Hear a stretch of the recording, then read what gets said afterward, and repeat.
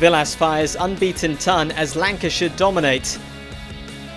County Championship Division 2 leaders Lancashire had one of their best days of the summer as they bowled out Sussex cheaply for 127 before closing on 149 for 1 for only the loss of Alex Davies.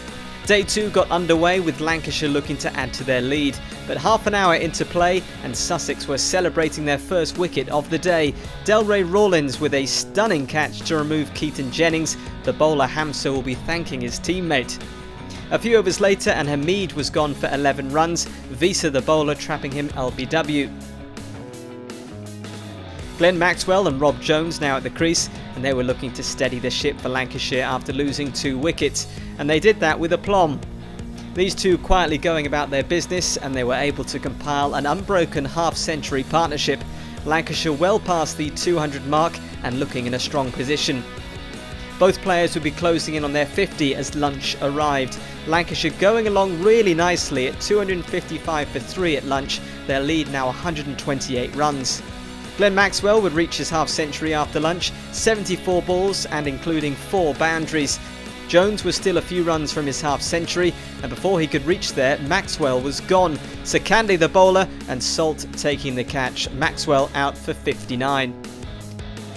The next over and Jones would reach his 50, 90 balls needed and 7 fours hit in the process. Lancashire pulling clear, a lead of 155 runs now.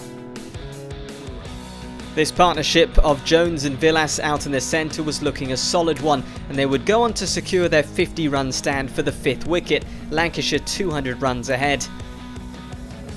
Jones was batting nicely, but he would fall short of his century, bowled by Beer for 88 runs, and that saw tea reached. Lancashire 371 for 5, leading by 244 runs, and they would be looking to pile on more runs in the evening. After tea, Villas would put his foot on the accelerator as Lancashire moved past 400 runs and Villas was closing in on his century. And the Lancashire skipper would go on to reach his ton off 124 balls, firing 13 fours in the process, the lead now 312 and Lancashire only 5 down. Villas and Croft would continue to find runs as the build was leading all the time, but Croft would be caught behind for 31 runs, and with this wicket, Lancashire decided it would be a good time to declare. A well-made 31 for Croft and Villas, unbeaten on 132.